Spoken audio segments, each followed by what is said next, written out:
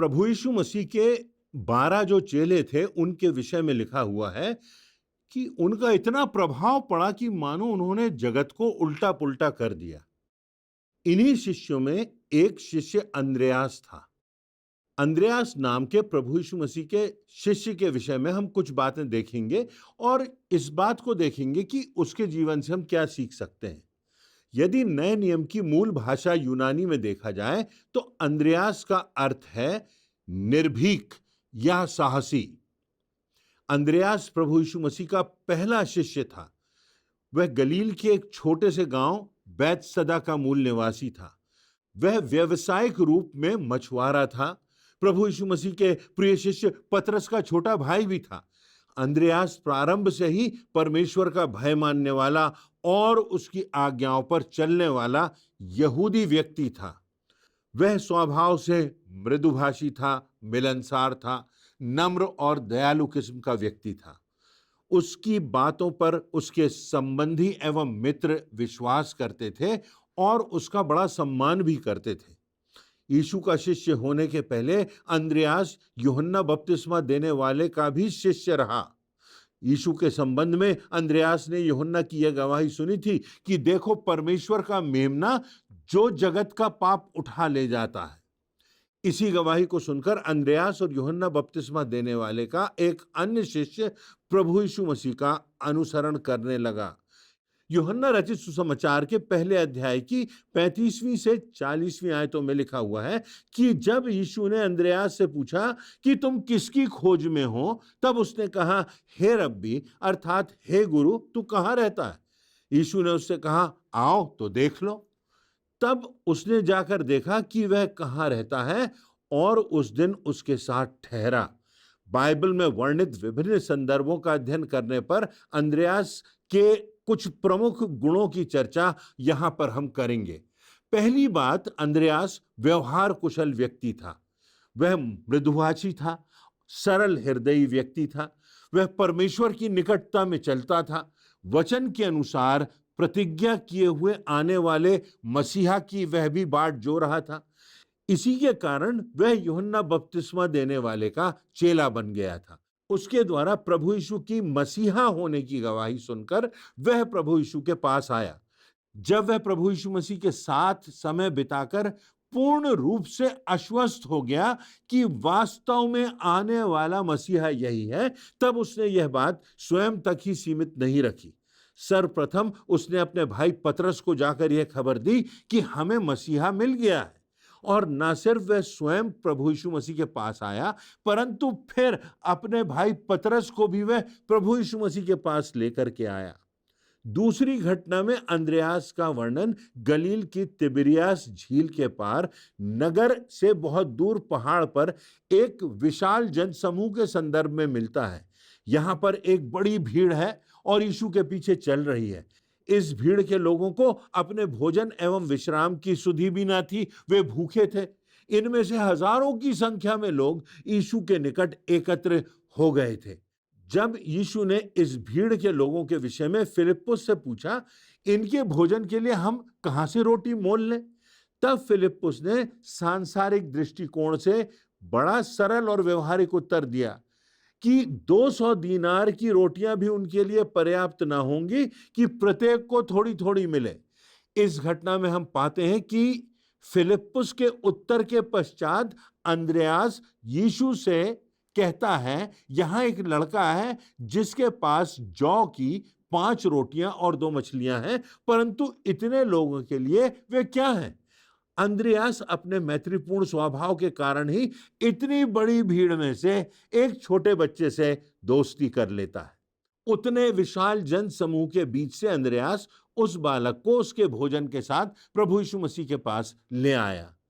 तीसरी घटना फसह के पर्व के समय की है, जब लोग आराधना करने यरूशलेम के मंदिर को जा रहे थे। उसमें कुछ यूनानी लोग भी थे। यहूदी लोग यूनानियों को तुच्छ समझते थे एवं उनसे कोई संबंध रखना नहीं चाहते थे। उसे वो अनुचित समझते थे।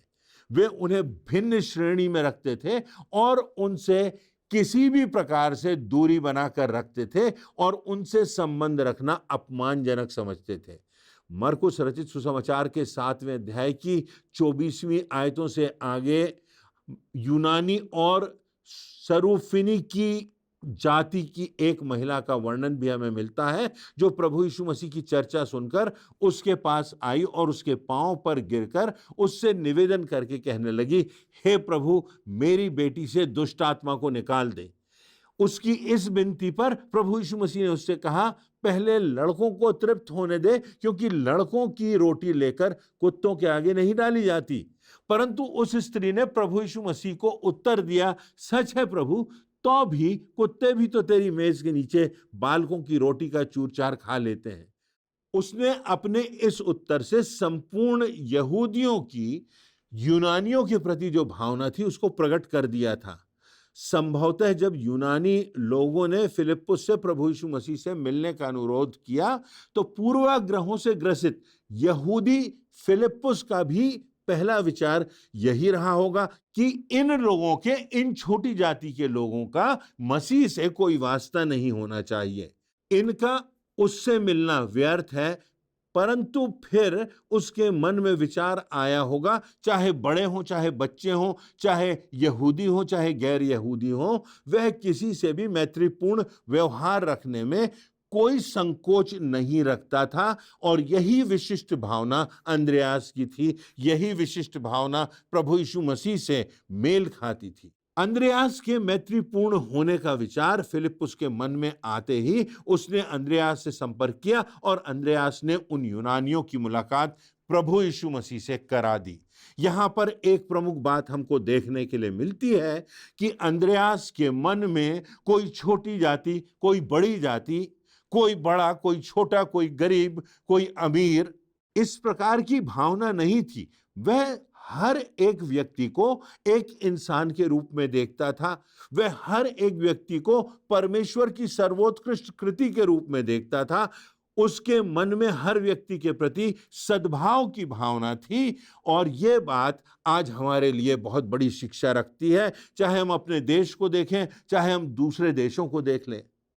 ये भावना पाई जाती है। कोई बड़ा है, कोई छोटा है, कोई गोरा है, कोई काला है, कोई बड़ी जाति का है, कोई छोटी जाति का है, कोई बड़े परिवार का है, कोई छोटे परिवार का है, कोई अमीर है, कोई गरीब है। और ये दीवार तोड़ने का कार्य अंद्रयास ने किया।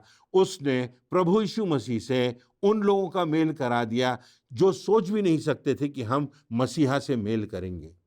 अंद्रयास का दूसरा गुण हम देखेंगे, उसमें बड़ी विनम्रता और दीनता थी। अंद्रयास प्रभु यीशु मसीह का बहुत प्रिय चेला था। वह बहुत ही विनम्र था अपने हृदय में।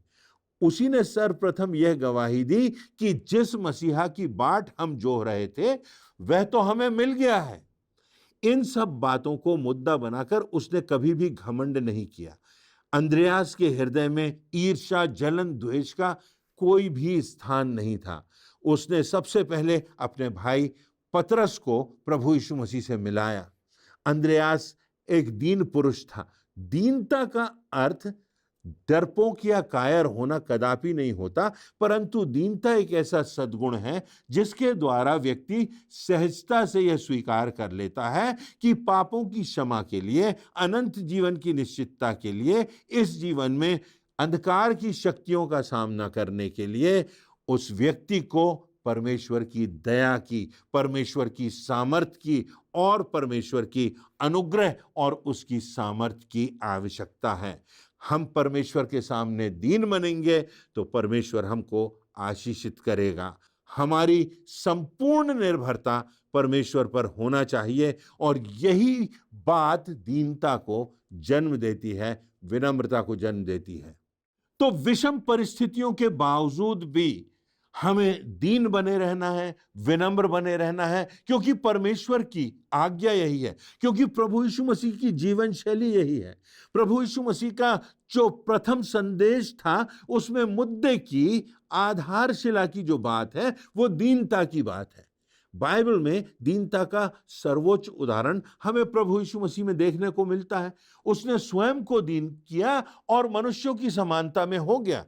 अपने सांसारिक जीवन में हमेशा उसने परमेश्वर की आज्ञा को सर्वोपरि माना। मेरी नहीं परंतु तेरी इच्छा पूरी हो। मैं यहां आया हूं कि पिता की इच्छा पूरी हो सके। और यहां तक वह आज्ञाकारी रहा कि उसने क्रूस का मृत्युदंड भी सह लिया। क्या यह विनम्रता की भावना, क्या यह सद्भावना की भावना हमारे हृदय में है? क्या हम आज व्यक्तियों को, लोगों को जब देखते हैं तो क्या हम अपने आप को उनसे बड़ा सोचते हैं, या हम सोचते हैं कि कोई छोटा है, कोई बड़ा है, कोई ऊंचा है, कोई नीचा है? या हम ये जानते हैं कि परमेश्वर ने हर एक को अपनी समानता में रचा है, परमेश्वर हर एक पर उपकार करता है, परमेश्वर हर एक पर अपना सूर्य उदय करता है, परमेश्वर हर एक पर मेघ बरसाता है, परमेश्वर हर एक को अवसर देता है, परमेश्वर ने प्रभु यीशु मसीह को उद्धारकर्ता बनाकर जगत के हर व्यक्ति के लिए भेज दिया है। अंद्रयास की यह भावना हमारे हृदय में भी हो, ऐसी बात यहां पर हमको उसके जीवन में देखने को मिलती है और सीखने को मिलती है। तीसरी बात, उसने प्रभु यीशु मसीह की दिव्य क्षमता को समझ लिया था। अंद्रयास को प्रभु यीशु मसीह की दिव्य सामर्थ्य पर विश्वास हो गया था। वह फिलिप्पुस की तरह सीमित सांसारिक साधनों को देखकर निराश नहीं हुआ, परंतु उसने अपनी आत्मिक आंखों से यीशु की असीमित ईश्वरीय शक्ति और संभावनाओं को देखा।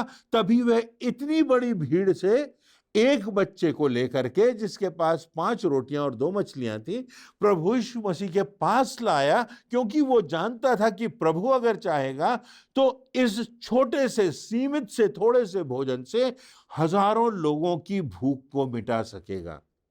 यदि वह प्रभु यीशु मसीह की ईश्वरीय सामर्थ्य पर विश्वास नहीं करता तो मन में ही सोच लेता कि इतनी बड़ी भीड़ के लिए इतना थोड़ा सा भोजन व्यर्थ होगा। वह यह भी सोच सकता था कि हो सकता है अन्य चेले मेरी इस बात को मूर्खतापूर्ण समझकर मेरा मजाक उड़ाएंगे। वह प्रभु यीशु मसीह के पास उसकी सामर्थ्य पर विश्वास करके थोड़ा सा भोजन एक छोटे से लड़के को लेकर के आता है।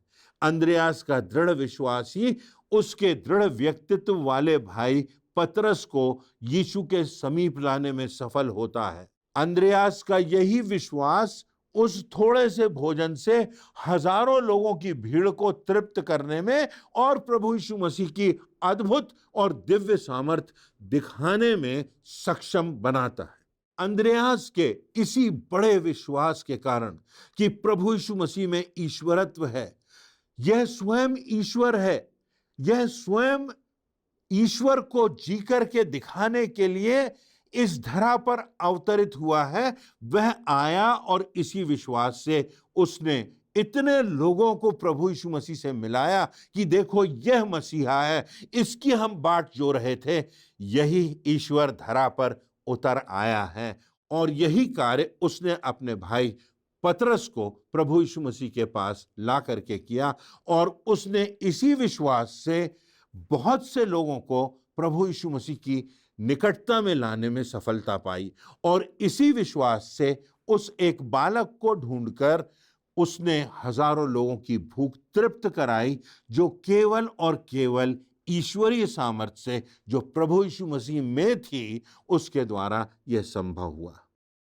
तो जो बातें यहां हमको देखने को मिलती है वो ये कि थोड़े से में विश्वास योग्य बने रहना है।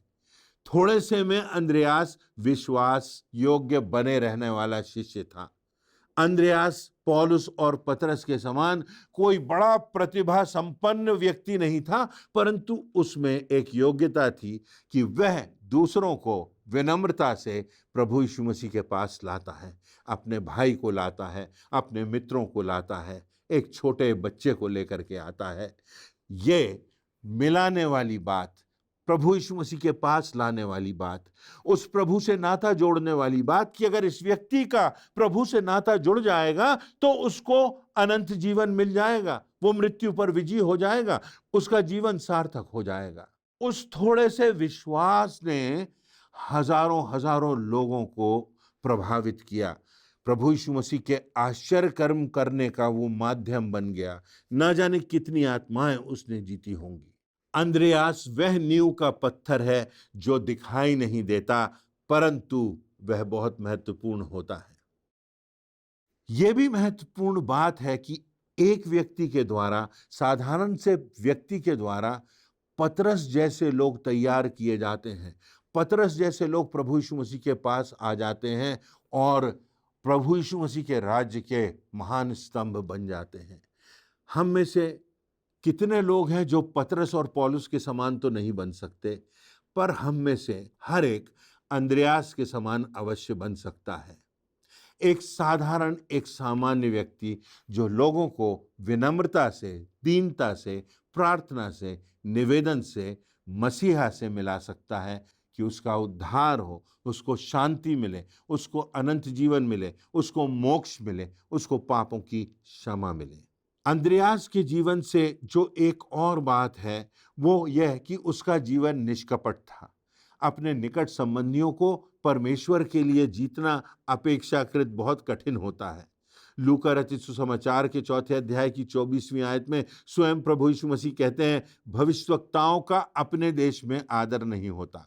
अंद्रयास के लिए अपने अति उत्साही और प्रबल व्यक्तित्व वाले भाई पतरस को प्रभु यीशु मसीह के लिए जीत लेना आसान नहीं था। साथ ही वह पतरस का छोटा भाई भी था, परंतु फिर भी अंद्रयास की बातों की पतरस के लिए अहमियत थी। अंद्रयास की बातों में वजन था। उसकी बातों को उसने अनसुनी नहीं किया और ना ही उसका मजाक उड़ाया, परंतु उसने अपने भाई की, अपने छोटे भाई की बात पर विश्वास किया। हमें भी अपने जीवन और व्यवहार को इस प्रकार का बनाना है कि हमारी बातों पर लोग विश्वास कर सकें और हमारी बातों को लोग महत्व देते हुए सुन सकें, समझ सकें और उनको हमारी बातों में खराई दिख सके। एक और बात वह यह कि प्राथमिकताओं का निर्धारण करने वाला व्यक्ति था अंद्रयास। अंद्रयास ने अपने जीवन में सर्वप्रथम स्थान परमेश्वर को दिया। उसके बाद उसके परिवार की चिंता उसे थी और अपने भाई की चिंता थी, और इसीलिए वह परमेश्वर की प्रमुखता को देखते हुए, परिवार की प्रमुखता को देखते हुए ये सारे कार्य कर पाया। उसने परमेश्वर के पुत्र प्रभु यीशु मसीह को अपना व्यक्तिगत उद्धारकर्ता और मुक्तिदाता करके स्वीकार किया।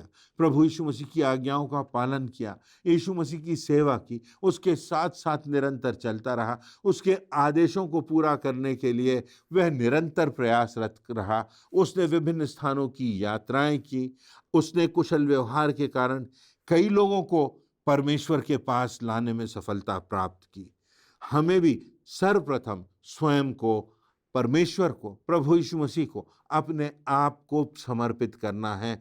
फिर अपने परिवार का ध्यान रखना है। क्या हमारे परिवार के लोग ईश्वरीय जीवन जी रहे हैं कि नहीं? उनको परमेश्वर के पास लाना, प्रभु के मार्ग पर लाना, यीशु मसीह से मिलाना हमारी प्राथमिकता होना चाहिए और उसकी आज्ञाओं को मानते हुए जिंदगी में आगे बढ़ते जाना। इतिहास के अनुसार अंद्रयास की मृत्यु का वर्णन है। अंद्रयास प्रभु यीशु मसीह की गवाही देते देते शहीद हो गया।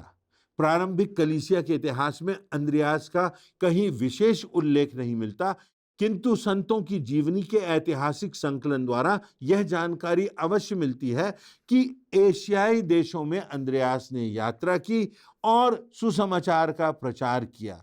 अंत में यूनान अर्थात ग्रीस देश में उसने जो पुरानी मान्यताएं थीं, जो गलत मान्यताएं थीं, उनके विरोध प्रचार किया और सच्चे प्रभु यीशु मसीह को, सच्चे परमेश्वर को लोगों के सामने प्रकाशित किया, उसकी आराधना की। राज्यपाल के द्वारा, अधिकारियों के द्वारा उसे डराकर, धमकाकर प्रचार करने से रोकना चाहा, परंतु अंद्रयास ने जो कुछ देखा था, जो कुछ सीखा था, जो आश्चर्य कर्म उसके सामने घटित हुए थे, जिस मसीहा का अनुभव उसने किया था, जो मसीहा उसके जीवन में बस गया था, उसको प्राथमिकता दी और यहाँ तक उसको क्रूस की मृत्यु मिली। उसके हाथों और पैरों में कीले न ठोककर रस्सियों से उसे बांध दिया गया और इतनी जोर से जकड़ दिया गया कि उसको तड़प तड़प कर मार डाला जाए।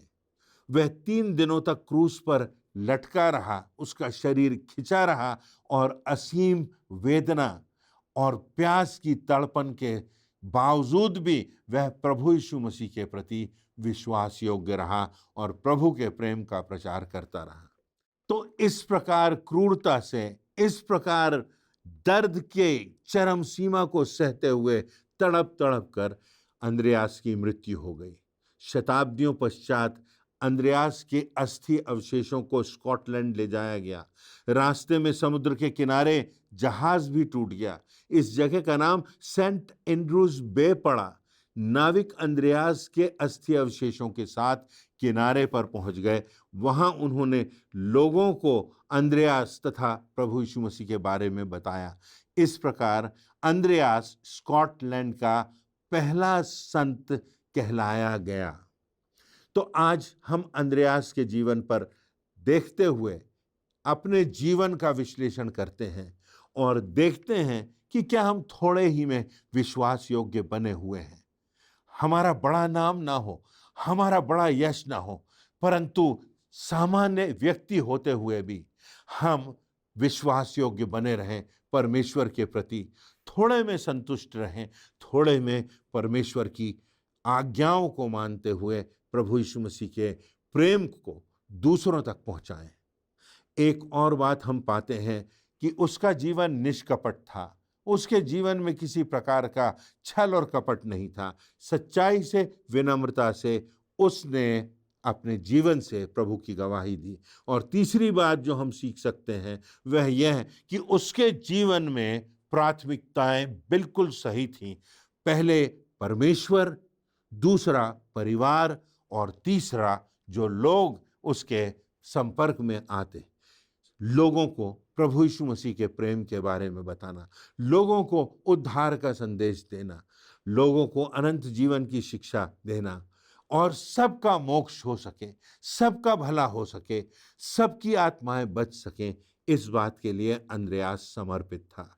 आज हमें अपने जीवनों को देखना है और देखना है कि क्या इस सरल और एक सामान्य और एक ऐसे व्यक्ति की जिसमें सीमित योग्यताएं थीं, उसने कितना महान कार्य किया और आज भी हमारे जीवनों से, आज भी यहाँ तक कि इस कार्यक्रम के माध्यम से अंद्रयास के विश्वास की गवाही हो रही है। हम यदि खराई से, सच्चाई से परमेश्वर के प्रति आज्ञाकारिता का, विश्वास योग्यता का जीवन जिएंगे तो हमारा जीवन भी एक गवाही का जीवन बन जाएगा, हमारे परिवार के लिए, हमारे आसपास संपर्क में आने वाले लोगों के लिए, और सबसे बढ़कर परमेश्वर की दृष्टि में हम धन्य होंगे उसके प्रति अपने जीवन के अंतिम समय तक उसकी गवाही देते हुए इस जीवन से हम अनंत जीवन में पदार्पण करेंगे। परमेश्वर इन वचनों से आप सबों को आशीष देवे।